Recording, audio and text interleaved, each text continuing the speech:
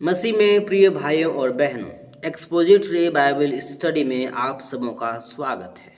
आइए आज हम लोग बाइबल स्टडी की ओर जाएंगे और आज हम खोलेंगे मत्ती रचित सुसमाचार उसका 10 अध्याय 34 पद से लेकर के 39 पद तक।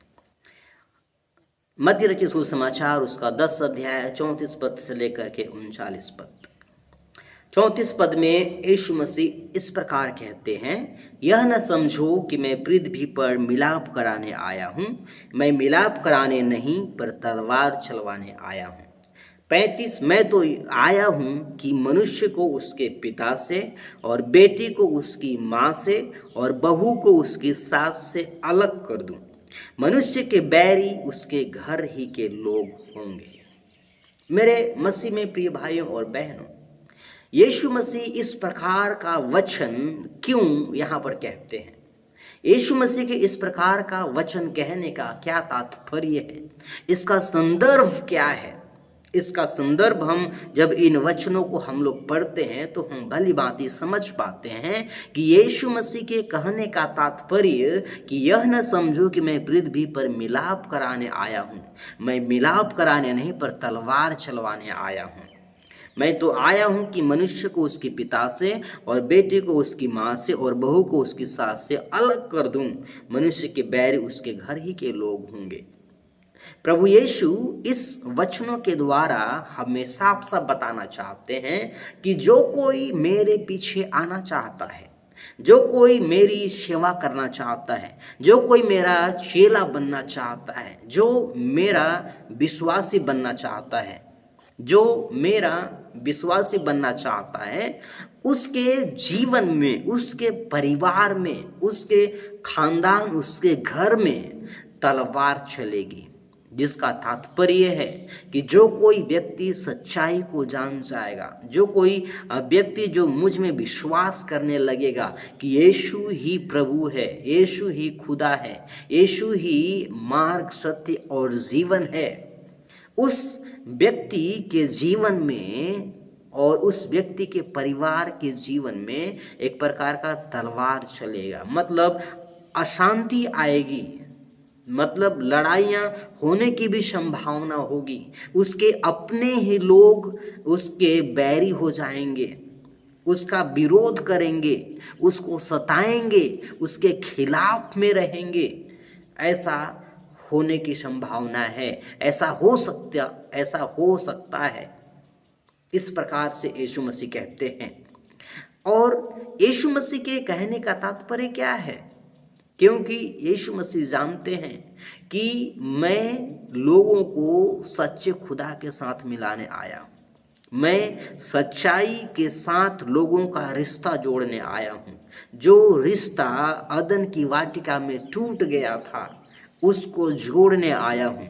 और जब कोई व्यक्ति उस सच्चे खुदा को जान करके, सुसमाचार को सुन करके जब मेरे पीछे आएगा, तो उसके परिवार के लोग, उसके अपने लोग, उसके अपने भाई, अपना पिता, अपनी माँ, अपनी बहन उस व्यक्ति के खिलाफ में उठ खड़े होंगे, उसका विरोध करेंगे, उसको यहाँ तक कि अपने घर से उसको बाहर निकाल देंगे, उसकी कुछ भी सहायता नहीं करेंगे, उनका आपस में नहीं बनेगा। ये तात्पर्य था यीशु मसीह के कहने का कि यह न समझो कि मैं मिलाप करवाने आया हूँ। मैं मिलाप कराने नहीं पर मैं तलवार चलवाने के लिए आया हूँ।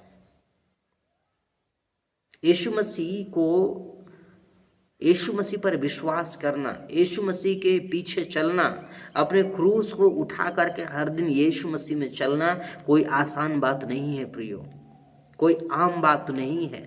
जब कोई भी पहले शुरू में विश्वास में प्रभु यीशु मसीह में आता है, तो ये स्वाभाविक है कि उसके घर के अपने लोग ही उससे कई सवाल करते हैं।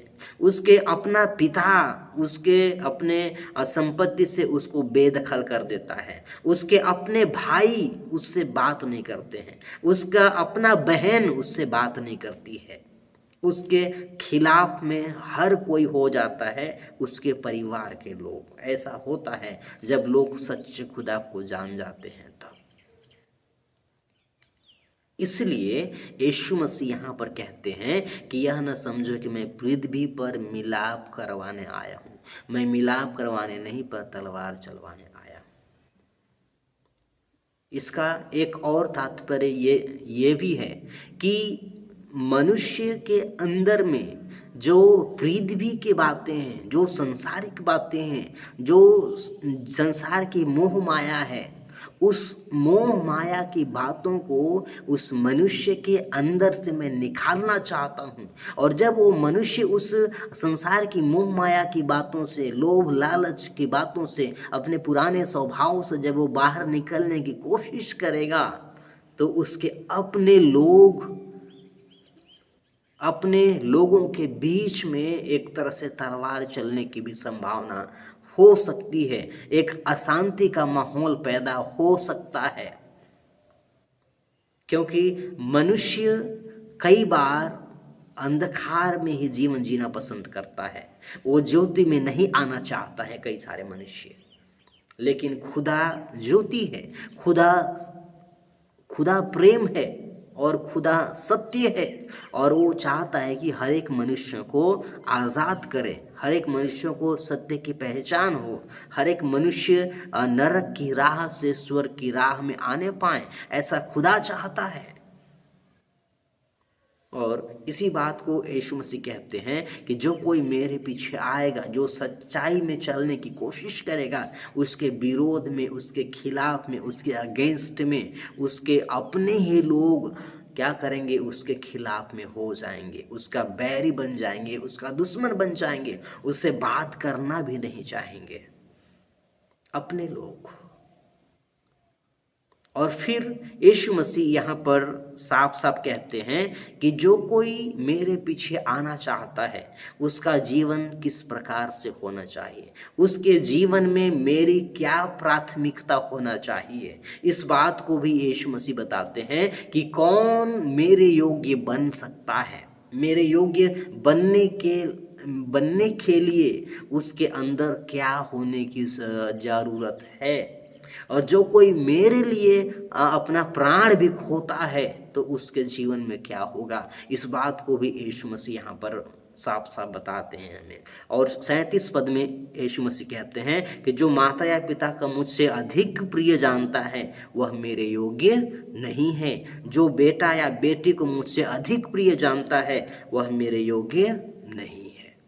यीशु मसीह साफ साफ कहते हैं कि अगर कोई मेरा चेला बनना चाहता है, अगर कोई मुझ पर विश्वास रखना चाहता है, अगर कोई मुझसे प्रेम रखना चाहता है, तो उसका सर्वोत्तम प्रेम मेरे लिए होना चाहिए। उसका संपूर्ण समर्पण, उसका संपूर्ण लगाव मुझसे होना चाहिए। उसकी प्राथमिकता जो जीवन में है, वो मैं होना चाहिए। इस बात को यीशु मसीह कहते हैं कि तुम्हारी प्राथमिकता मैं होना चाहिए तुम्हारे जीवन में, और कोई नहीं। इसका मतलब ये नहीं है कि यीशु मसीह ऐसा बिल्कुल नहीं कहते हैं कि हमें अपने माता पिता, हमें अपने भाई बहन, हमें अपने बेटा बेटी से प्रेम नहीं करना है, ऐसा नहीं कहते हैं। परंतु यीशु मसीह यहाँ पे कहते हैं कि अधिक प्रिय, हमें अधिक प्रिय तो खुदा को जानना है, खुदा से करना है प्रेम, सबसे अधिक प्रेम खुदा से करना है। और साथ ही साथ हमें अपने पेरेंट्स, अपने भाई बहन, अपने बेटे बेटियों से भी हमें प्रेम करने की ज़रूरत है। और यही खुदा का हमें आज्ञा भी है कि अपने पड़ोसी से अपने समान प्रेम करो। हालेलुया, अपने पड़ोसी से अपने समान प्रेम करो, ये खुदा का आज्ञा है हम सबों के लिए। और यही बात यहाँ पर भी कहा गया है कि हमारा जो अधिक प्रिय, हमारा प्रेम होना है, वो हमारे खुदा के प्रति होना चाहिए। और जब हम लोग 38 पद में हम लोग देखते हैं, तो वहाँ पर लिखा है कि और जो अपना क्रूस लेकर मेरे पीछे न चले, वह मेरे योग्य नहीं है। जो अपना क्रूस लेकर के, जो मेरे में चलने के लिए जो क्राइटेरिया है, मेरे पीछे चलना, मेरा एक चेला होने का तात्पर्य क्या है कि जिस रास्ते से मैं हो करके गया हूँ, जिस सताओं से मैं हो करके गया हूँ, जिस दुख से मैं हो करके गया हूँ, जिन बातों को मैंने सहा है, वो बातें तुम्हारे भी जीवन में आने की संभावना है।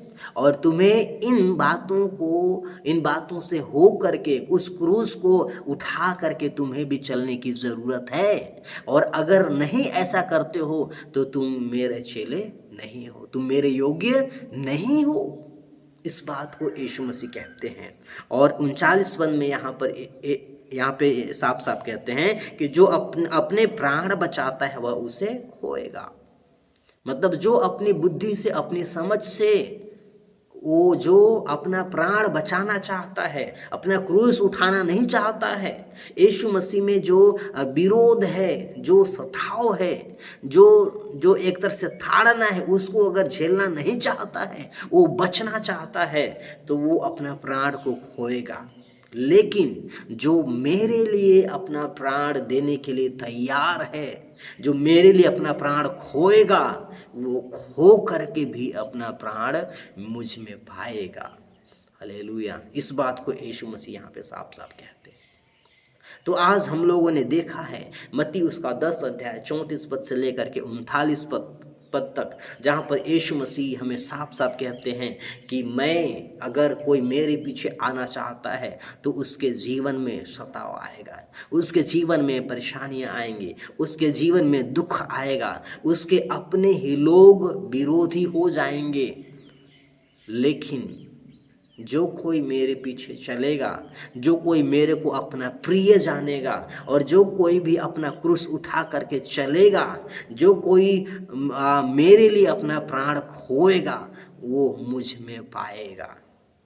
हालेलुया। इस बात को यीशु मसीह यहाँ पर कहते हैं। तो इस आज के इस संदेश के द्वारा, मनन के द्वारा प्रभु हम सबों को ढेर आशीष देने पाए।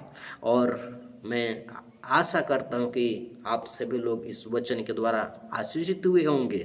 अगर आपको ये वीडियो अच्छा लगा होगा तो इस वीडियो को आप सभी लोग लाइक करें, उसके साथ शेयर करें और साथ ही साथ सब्सक्राइब भी करें, ताकि इस संदेश के द्वारा प्रभु के नाम की स्तुति होने पाए, महिमा होने पाए। थैंक यू सो मच सभी।